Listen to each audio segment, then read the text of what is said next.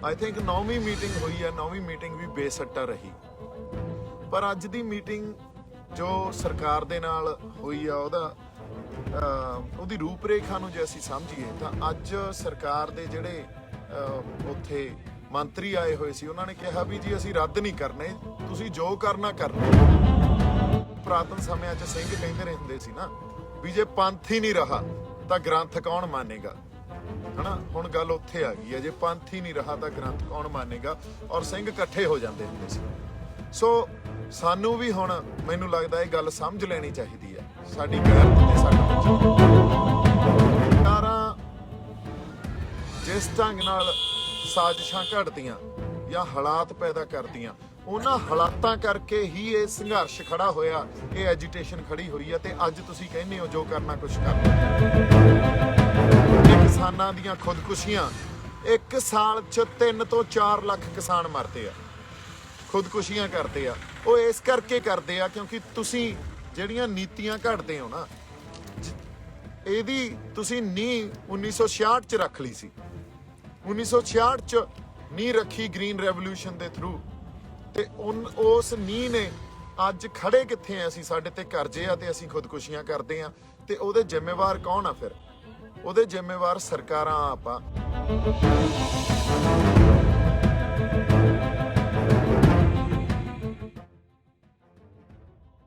ਸਤਿ ਸ਼੍ਰੀ ਅਕਾਲ ਜੀ, ਵਾਹਿਗੁਰੂ ਜੀ ਕਾ ਖਾਲਸਾ, ਵਾਹਿਗੁਰੂ ਜੀ ਕੀ ਫਤਿਹ। ਅਸੀਂ ਅੱਜ ਫਿਰ ਸੰਘਰਸ਼ 'ਚ ਬੈਠੇ ਆ। ਜਿਵੇਂ ਧੁੰਦ ਇੰਨੀ ਆ ਵੀ ਹੱਥ ਨੂੰ ਹੱਥ ਨਹੀਂ ਦੀਂਦਾ। ਅੱਜ ਦੀ ਜਿਹੜੀ ਮੀਟਿੰਗ ਹੋਈ ਆ ਉਹਦੇ ਬਾਰੇ ਗੱਲਬਾਤ ਕਰਦੇ ਆ, ਜਿਹੜੀ ਸਾਡੇ ਕਿਸਾਨ ਆਗੂ ਤੇ ਸਰਕਾਰ ਦੀ ਮੀਟਿੰਗ ਹੋਈ। ਆਈ ਥਿੰਕ 9ਵੀਂ ਮੀਟਿੰਗ ਹੋਈ ਹੈ, 9ਵੀਂ ਮੀਟਿੰਗ ਵੀ ਬੇਸੱਟਾ ਰਹੀ।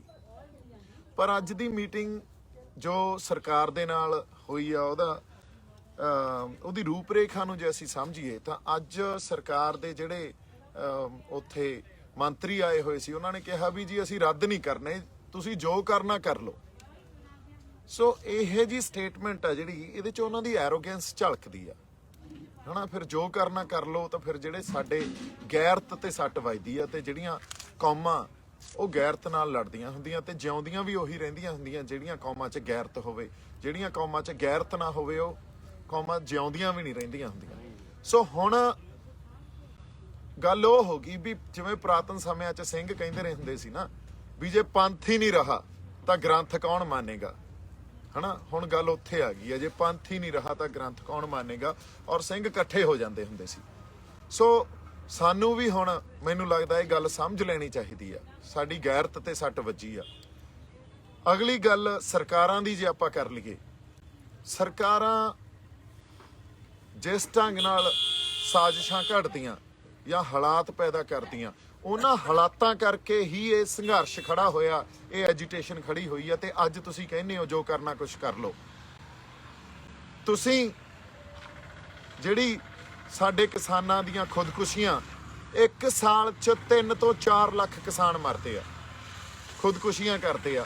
ਉਹ ਇਸ ਕਰਕੇ ਕਰਦੇ ਆ ਕਿਉਂਕਿ ਤੁਸੀਂ ਜਿਹੜੀਆਂ ਨੀਤੀਆਂ ਘੜਦੇ ਹੋ ਨਾ, ਇਹਦੀ ਤੁਸੀਂ ਨੀਂਹ 1966 'ਚ ਰੱਖ ਲਈ ਸੀ। 1966 'ਚ ਨੀਂਹ ਰੱਖੀ ਗ੍ਰੀਨ ਰੈਵੋਲੂਸ਼ਨ ਦੇ ਥਰੂ, ਤੇ ਉਸ ਨੀਂਹ ਨੇ ਅੱਜ ਖੜੇ ਕਿੱਥੇ ਆ ਅਸੀਂ, ਸਾਡੇ ਤੇ ਕਰਜ਼ੇ ਆ ਤੇ ਅਸੀਂ ਖੁਦਕੁਸ਼ੀਆਂ ਕਰਦੇ ਆ। ਤੇ ਉਹਦੇ ਜ਼ਿੰਮੇਵਾਰ ਕੌਣ ਆ ਫਿਰ? ਉਹਦੇ ਜ਼ਿੰਮੇਵਾਰ ਸਰਕਾਰਾਂ ਆਪਾਂ। ਅੱਜ ਤੁਸੀਂ ਜਿਹੜੇ ਪਰਚੇ ਪਾ ਰਹੇ ਹੋ ਨਾ ਸਾਡੇ ਤੇ, ਇਹਦੇ ਤੇ ਵੀ ਆਉਣੇ ਆ ਅਸੀਂ ਬਾਅਦ 'ਚ, ਉਹ ਤੁਹਾਡੇ ਤੇ ਪੈਣੇ ਚਾਹੀਦੇ ਆ। 3 ਤੋਂ 4 ਲੱਖ ਕਿਸਾਨ ਮਰਦਾ, ਕਿਸਾਨਾਂ ਤੇ ਕਰਜ਼ੇ ਆ, ਉਹਨਾਂ ਦੇ ਘਰਾਂ 'ਚ ਮੈਨੂੰ ਲੱਗਦਾ ਇੱਥੋਂ ਤੱਕ ਹਾਲਤ ਆ ਵੀ ਕਿਸੇ ਨੇ ਪੈਸਾ ਵੀ ਨਹੀਂ ਦੇਖਿਆ ਹੋਊਗਾ। ਜਦੋਂ ਆੜਤੀਏ ਕੋਲੇ ਜਾਈਦਾ, ਅਗਲਾ ਪਰਚੀ ਦੇ ਦਿੰਦਾ, ਅਗਲਾ ਕਹਿੰਦਾ ਲਾ ਫਲਾਨੇ ਥਾਂ ਤੋਂ ਜਾ ਕੇ ਕੱਪੜਾ ਲੈ ਲਾ, ਜਾਂ ਫਲਾਨੇ ਥਾਂ ਤੋਂ ਜਾ ਕੇ ਸੌਦਾ ਲੈ ਲਾ। ਤੁਸੀਂ ਹਾਲਤ ਕੀ ਕੀਤੀ ਆ ਕਿਸਾਨਾਂ ਦੀ? ਇਹ ਤੁਹਾਡੀਆਂ ਸਾਜ਼ਿਸ਼ਾਂ ਕਰਕੇ ਹੋਈ ਆ। ਸੈਂਟਰ ਨੂੰ ਇਹ ਗੱਲ ਸਮਝ ਲੈਣੀ ਚਾਹੀਦੀ ਆ ਵੀ ਜਿਹੜੀ MSP ਤੁਸੀਂ ਕਹਿੰਦੇ ਹੋ ਨਾ ਵੀ 6% ਕਿਸਾਨਾਂ ਨੂੰ ਮਿਲਦੀ ਆ, ਅਸੀਂ MSP ਕਿਉਂ ਬਣਾਈਏ ਕਾਨੂੰਨ? 6% ਤਾਂ ਕਿਸਾਨਾਂ ਨੂੰ ਮਿਲਦੀ ਆ, ਇਹ ਤੁਹਾਡੀ ਨੀਤੀਆਂ ਕਰਕੇ ਮਿਲਦੀ ਆ। ਤੁਹਾਡਾ ਫੇਲੀਅਰ ਆ, ਇਹ ਕਿਸਾਨਾਂ ਦਾ ਫੇਲੀਅਰ ਨਹੀਂ ਆ। ਜੇ 6% ਕਿਸਾਨਾਂ ਨੂੰ ਤੁਸੀਂ MSP ਮਿਲਦੀ ਆ, ਜਾਂ 6% ਕਿਸਾਨ ਉਹਦੀ ਫਸਲ ਦੀ ਖਰੀਦ ਤੁਸੀਂ ਕਰਦੇ ਹੋ 100% ਚੋਂ, ਤਾਂ ਇਹ ਤਾਂ ਤੁਹਾਡੀਆਂ ਨੀਤੀਆਂ ਦਾ ਤੇ ਪਾਲਿਸੀਆਂ ਦਾ ਫੇਲੀਅਰ ਆ, ਤੁਹਾਡੇ ਸਿਸਟਮ ਦਾ ਫੇਲੀਅਰ ਆ। ਤੇ ਜੇ ਅੱਜ ਕਿਸਾਨਾਂ ਤੇ ਕਰਜ਼ਾ ਤੇ ਨਾਲ ਕਿਸਾਨ ਖੁਦਕੁਸ਼ੀਆਂ ਕਰਦੇ ਆ, ਉਹਨਾਂ ਦੀਆਂ ਮੌਤ ਦੇ ਜ਼ਿੰਮੇਵਾਰ ਵੀ ਤੁਸੀਂ ਹੋ। ਤੁਹਾਡੇ ਤੇ 302 ਦੇ ਪਰਚੇ ਹੋਣੇ ਚਾਹੀਦੇ ਆ। ਤੁਸੀਂ ਇਹ ਜਿਹੜੀ ਫਾਰਮਰ ਜੈਨੋਸਾਈਡ ਕੀਤੀ ਆ ਇਸ ਦੇਸ਼ 'ਚ। ਅਗਲੀ ਗੱਲ ਜੇ ਆਪਾਂ ਇਸ ਗੱਲ ਤੇ ਆਈਏ ਵੀ ਸਰਕਾਰ ਦਾ ਜੋ ਐਟੀਟਿਊਡ ਆ ਨਾ, ਅੱਜ ਜੋ ਪੋਲੀਟੀਕਲ ਸਮਝ ਆ, ਹਜੇ ਤੱਕ ਇਸ ਐਜੀਟੇਸ਼ਨ ਦਾ ਉਹਨਾਂ ਨੂੰ ਮੂਲ ਖਾਂਸਾ ਹੀ ਸਮਝ ਨਹੀਂ ਆਇਆ। ਜੇ ਤੁਹਾਨੂੰ ਮੂਲ ਖਾਂਸਾ ਹੀ ਇਸ ਐਜੀਟੇਸ਼ਨ ਦਾ ਸਮਝ ਨਹੀਂ ਆ, ਫਿਰ ਤੁਸੀਂ ਕਿੱਥੋਂ ਮਸਲਿਆਂ ਦੇ ਹੱਲ ਦੇ ਦੋਗੇ ਸਾਨੂੰ? ਸਾਡੀ ਧਿਰ ਨੂੰ ਵੀ ਇਹ ਗੱਲ ਸਮਝ ਲੈਣੀ ਚਾਹੀਦੀ ਆ ਵੀ ਹੁਣ ਇਹਨਾਂ ਨੇ ਆਏ ਨਹੀਂ ਸਮਝਣਾ। ਹੁਣ ਸਾਨੂੰ ਸਾਡੀ ਗੈਰਤ ਤੇ ਗੱਲ ਆਈ ਆ, ਗੈਰਤ ਤੇ ਸੱਟ ਵੱਜੀ ਆ, ਤੇ ਫਿਰ ਸਾਨੂੰ ਗੱਲਾਂ ਵੀ ਉਸੇ ਢੰਗ ਨਾਲ ਸਮਝਾਉਣੀਆਂ ਪੈਣੀਆਂ।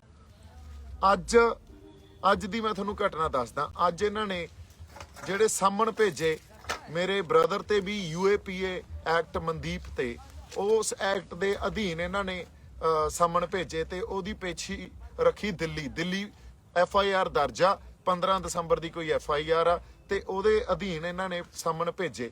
ਉਹ ਸਾਹਮਣ ਹੋਰ ਵੀ ਬੰਦਿਆਂ ਨੂੰ ਸਾਡਿਆਂ ਨੂੰ ਗਏ ਪੰਜਾਬ 'ਚ, ਹਨਾ। ਹੁਣ ਇਹਨਾਂ ਨੇ ਉਸ ਹਰ ਵਿਅਕਤੀ ਨੂੰ ਉਹਨਾਂ ਦੇ ਪਰਿਵਾਰਾਂ ਨੂੰ ਟਾਰਗੇਟ ਕਰਨ ਸ਼ੁਰੂ ਕਰਤਾ, ਜਿਹੜੇ ਪਰਿਵਾਰਾਂ ਦੀ ਜਾਂ ਜਿਹੜੇ ਵਿਅਕਤੀਆਂ ਦੀ ਇਸ ਸੰਘਰਸ਼ 'ਚ ਕੋਈ ਸ਼ਮੂਲੀਅਤ ਆ ਤੇ ਉਹ ਮਾੜਾ ਮੋਟਾ ਇੰਪੈਕਟ ਰੱਖਦੇ ਆ। ਕਿਉਂਕਿ ਇਹਨਾਂ ਨੇ ਇਹੀ ਕਰਨਾ ਹੁੰਦਾ। ਇਹ ਜਿਹੜੇ ਪੈਂਤਰੇ ਆ ਨਾ, ਇਹ ਬੜੇ ਪੁਰਾਣੇ ਆ। ਸਾਡੇ ਪਰਿਵਾਰ ਨੇ ਤਾਂ ਬੜੇ ਇਹ ਪਹਿਲਾਂ ਦੇਖੇ ਆ, ਹੁਣ ਦੇਖ ਲਾਂਗੇ, ਉਹ ਐਡੀ ਕੋਈ ਗੱਲ ਨਹੀਂ। ਪਰ ਇਸ ਜਿਹੜੀ ਤੁਹਾਡੇ ਪੈਂਤੜਿਆਂ ਨਾਲ ਵੀ ਅਸੀਂ ਪਾਸੇ ਹੋ ਜਾਾਂਗੇ ਤੇ ਆਪਦੇ ਹੱਕਾਂ ਦੀ ਆਵਾਜ਼ ਨਾ ਬੁਲੰਦ ਕਰਾਂਗੇ, ਇਹ ਤਾਂ ਨਹੀਂ ਹੋ ਸਕਦਾ। ਸੋ ਸੈਂਟਰ ਨੂੰ ਅਸੀਂ ਜਾਂ ਸਰਕਾਰ ਨੂੰ ਇਹ ਵੀ ਕਹਿ ਦਈਏ ਵੀ ਕੋਈ ਨਹੀਂ, ਹੁਣ ਜੇ ਤੁਸੀਂ ਹਾਂ ਹੀ ਚੱਲਣਾ ਫਿਰ ਭਾਜਦਿਆਂ ਨੂੰ ਵਾਹਣ ਇੱਕੋ ਜਿਹੀ ਆ, ਫਿਰ ਕੋਈ ਨਹੀਂ, ਕੱਚਾ ਹੀ ਸਹੀ। ਸਾਡੇ ਆਗੂਆਂ ਨੂੰ ਵੀ ਪਤਾ ਹੋਣਾ ਚਾਹੀਦਾ। ਹੁਣ ਮੈਂ ਕਹਿੰਦਾ 4-5 ਮੰਗਾਂ ਹੋਰ ਜੋੜੋ। ਸਭ ਤੋਂ ਪਹਿਲੀ ਗੱਲ ਤਾਂ ਇਹ ਜੋੜੋ ਵੀ ਜਿਹੜੇ ਕਿਸਾਨਾਂ ਤੇ ਕਰਜ਼ਾ ਚੜਿਆ ਉਹ ਮਾਫ ਕਰੋ। ਉਹ ਤੋਂ ਬਿਨਾਂ ਅਸੀਂ ਗੱਲ ਵੀ ਨਹੀਂ ਕਰਦੇ, ਅਗਲੀ ਮੀਟਿੰਗ ਤੇ ਵੀ ਨਹੀਂ ਆਉਂਦੇ ਜੇ ਤੁਸੀਂ ਕਿਸਾਨਾਂ ਤੇ ਜਿਹੜਾ ਚੜਿਆ ਕਰਜ਼ਾ, ਵੀ ਆਪਣੇ ਲੋਕਾਂ ਦਾ ਭਲਾ ਤਾਂ ਹੋਵੇ। ਪਹਿਲੀ ਮੰਗ ਹੀ ਇਹ ਰੱਖੋ ਵੀ ਪਹਿਲਾਂ ਤਾਂ ਕਰਜ਼ਾ ਮਾਫ ਕਰੋ ਤੁਸੀਂ ਕਿਸਾਨਾਂ ਤੇ ਜਿਹੜਾ ਚੜਿਆ, ਉਹ ਤੁਹਾਡੀਆਂ ਨੀਤੀਆਂ ਕਰਕੇ ਚੜਿਆ ਨਾ, ਉਹ ਮਾਫ ਕਰੋ। ਫਿਰ ਅਸੀਂ ਗੱਲਬਾਤ ਕਰਨ ਨੂੰ ਆਉਣੇ ਆ ਤੁਹਾਡੇ ਕੋਲੇ। ਫਿਰ ਤੁਸੀਂ ਇਹ ਤਾਂ ਇੱਕ ਮੀਟਿੰਗ 'ਚ ਜਾਂਦੇ ਹੋ, ਫੇਲ ਹੁੰਦੀ ਆ, ਬੇਸਿੱਟਾ ਨਿਕਲਦੀ ਆ, ਅਗਲੀਆਂ ਮੀਟਿੰਗ 'ਚ ਉਹਦੀਆਂ ਮੰਗਾਂ ਹੀ ਵਧਾ ਦਿਓ, ਆਉਣ ਦਿਓ ਫਿਰ ਇਹਨਾਂ ਨੂੰ। ਤੇ ਜਿਹੜੀ 26 ਜਨਵਰੀ ਆ ਨਾ, ਹੁਣ ਲੋਕਾਂ ਦੇ ਜਜ਼ਬਾਤਾਂ ਦੀ ਤਰਜਮਾਨੀ ਹੋਣੀ ਚਾਹੀਦੀ ਆ ਉੱਥੇ। 26 ਜਨਵਰੀ ਅਸੀਂ ਹੁਣ ਤੱਕ 26 ਨਵੰਬਰ ਬੜਾ ਅਹਿਮ ਸੀ। 26 ਨਵੰਬਰ ਅਹਿਮ ਹੀ ਇਸ ਤਰ੍ਹਾਂ ਸੀ, ਜਿਹੜੇ ਕਹਿੰਦੇ ਆ ਨਾ ਵੀ ਅਸੀਂ ਜਾਬਤੇ 'ਚ ਨਹੀਂ, ਅਸੀਂ ਜਾਬਤੇ 'ਚ ਹੀ ਆ। ਅਸੀਂ ਉਦੋਂ ਵੀ ਜਾਬਤੇ 'ਚ ਸੀ, ਪਰ ਜਾਬਤੇ 'ਚ ਰਹਿੰਦੇ ਹੋਏ ਵੀ ਅਸੀਂ ਬੈਰੀਕੇਡ ਭੰਨੇ ਸੀ ਨਾ। ਜਿਹੜੇ ਟਰੈਕਟਰ ਤੇ ਤੁਸੀਂ ਅੱਗੇ ਸਟੇਜ ਲਾਈ ਸੀ, ਉਹ ਟਰੈਕਟਰ ਬੈਰੀਕੇਡ ਭੰਨ ਕੇ ਹੀ ਆਇਆ ਸੀ।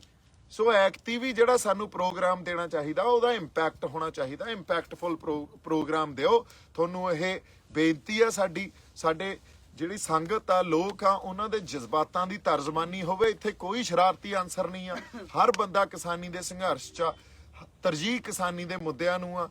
ਅਸੀਂ ਚਾਹੁੰਦੇ ਆ, ਸੰਗਤ ਇਹ ਚਾਹੁੰਦੀ ਆ। ਇੱਥੇ ਦੇਖੋ ਸਾਰੀ ਸੰਗਤ ਖੜੀ ਆ, ਇੰਨੇ ਅਸੀਂ ਠੰਡ 'ਚ ਇੱਥੇ ਬੈਠੇ ਆ। ਇਹ ਚਾਹੁੰਦੀ ਆ ਵੀ ਲੋਕਾਂ ਦਾ ਭਲਾ ਹੋਵੇ, ਕਿਸਾਨਾਂ ਦਾ ਭਲਾ ਹੋਵੇ। ਪਿੰਡਾਂ 'ਚ ਰਹਿੰਦੇ ਜਿਹੜੇ ਲੋਕ ਆ, ਉਹਨਾਂ ਦੇ ਹਾਲਾਤ ਸੁਧਰਨ।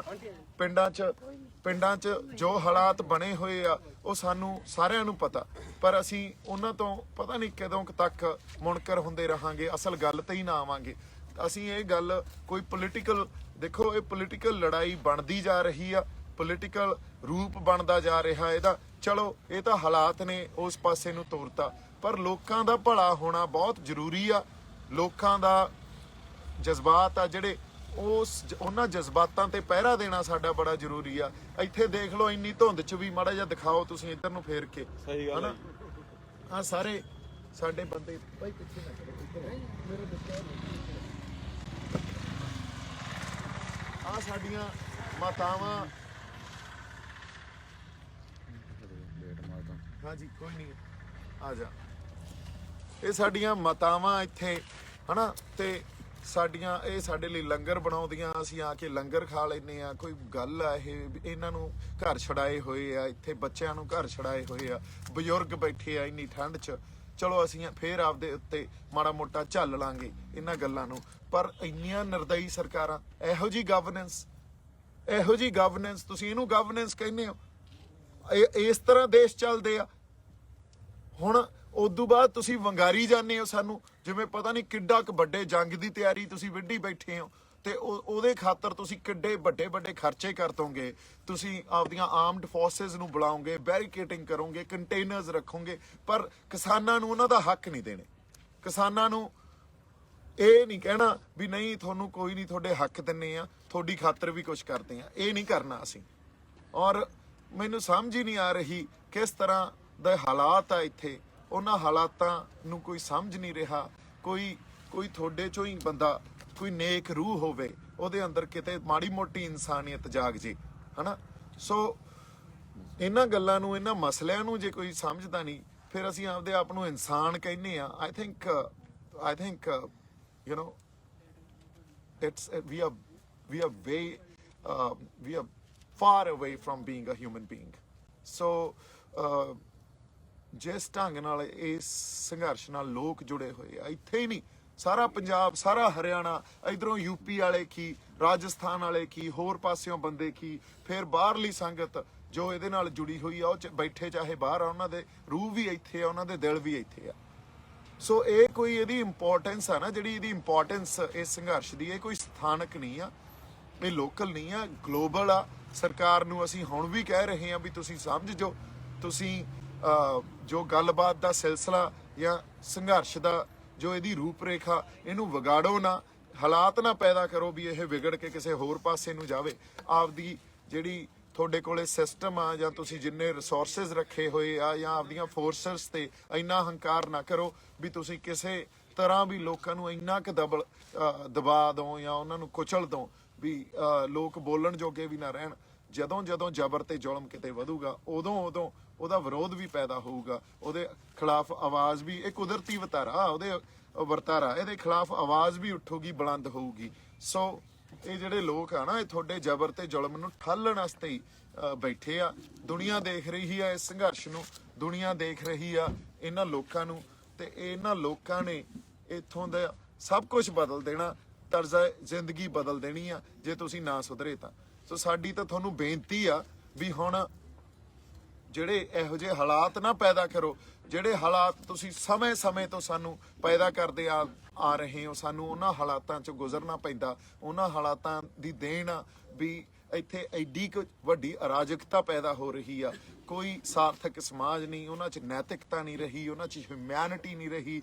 ਤੁਸੀਂ ਇਹ ਦੇਖੋ, ਜੇ ਕਿਸਾਨਾਂ 'ਚ ਇਕਨੋਮੀ ਵਾਈਜ਼ ਵੀ ਦੇਖੀਏ, ਜੇ ਕਿਸਾਨਾਂ ਕੋਲੇ ਪੈਸੇ ਹੋਣਗੇ ਤਾਂ ਉਹ ਸਮਾਨ ਖਰੀਦਣਗੇ, ਕੋਈ ਮੋਟਰਸਾਈਕਲ ਖਰੀਦੂ, ਕੋਈ ਕਾਰ ਖਰੀਦੂ, ਕੋਈ ਹੋਰ ਸਮਾਨ ਖਰੀਦਣਗੇ, ਤਾਂ ਇਕਨੋਮੀ 'ਚ ਪੈਸਾ ਆਊਗਾ। ਇਕਨੋਮੀ 'ਚ ਪੈਸਾ ਆਊਗਾ ਤਾਂ ਇਕਨੋਮੀ ਪ੍ਰੋਸਪਰ ਹੋਊਗੀ। ਇਹ ਤਾਂ ਸਿੰਪਲ ਜਿਹਾ ਫਾਰਮੂਲਾ ਨਾ, ਪਰ ਤੁਹਾਡੀਆਂ ਨੀਤੀਆਂ ਨਾਲ ਜਿਹੜੀ ਵੈਲਥ ਆ ਉਹ ਤੁਸੀਂ ਐਕੂਮੂਲੇਟ ਕਰ ਰਹੇ ਹੋ ਕੁਛ ਹੀ ਹੱਥਾਂ 'ਚ, ਕੁਛ ਲੋਕਾਂ ਤੱਕ ਹੀ ਵੈਲਥ ਰਹਿ ਜਾਂਦੀ ਆ, ਬਾਕੀ ਤਾਂ ਹੈਂਡ ਟੂ ਮਾਊਥ ਆ। ਜੇ ਜਿਉਂ ਰਹੇ ਆ ਤਾਂ ਜਿਉਂ ਰਹੇ ਆ, ਉਹ ਬਸ ਉਸ ਢੰਗ ਨਾਲ ਹੀ ਜਿਉਂਦੇ ਰਹਿਣ। ਉਹਨਾਂ ਦੀ ਤੁਸੀਂ ਜਿਵੇਂ ਜਿਉਣਾ ਕਿਵੇਂ ਆ, ਉਹਨਾਂ ਨੇ ਰਹਿਣਾ ਕਿਵੇਂ ਆ, ਖਾਣਾ ਕੀ ਆ, ਪਹਿਨਣਾ ਕੀ ਆ, ਇਹ ਵੀ ਪਰਿਭਾਸ਼ਿਤ ਤੁਸੀਂ ਕਰਨ ਲੱਗ ਗਏ। ਉਹ ਹੈ ਕੌਣ ਲੋਕ, ਇਹ ਵੀ ਪਰਿਭਾਸ਼ਿਤ ਤੁਸੀਂ ਕਰਨ ਲੱਗ ਗਏ। ਐਂ ਤਾਂ ਨਹੀਂ ਚੱਲਦਾ ਹੁੰਦਾ।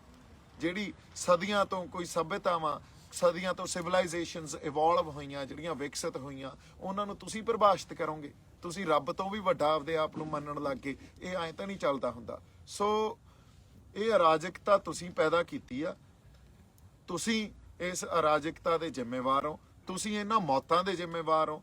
ਤੁਹਾਡੇ ਤੇ ਪਰਚੇ ਪੈਣੇ ਚਾਹੀਦੇ ਆ, UAPA ਵੀ ਤੁਹਾਡੇ ਤੇ ਪੈਣਾ ਚਾਹੀਦਾ। ਤੁਸੀਂ ਤਾਂ ਇਸ ਦੇਸ਼ ਦੇ ਹੱਕ 'ਚ ਨਹੀਂ ਕਰ ਰਹੇ ਜੋ ਕਰ ਰਹੇ ਹੋ।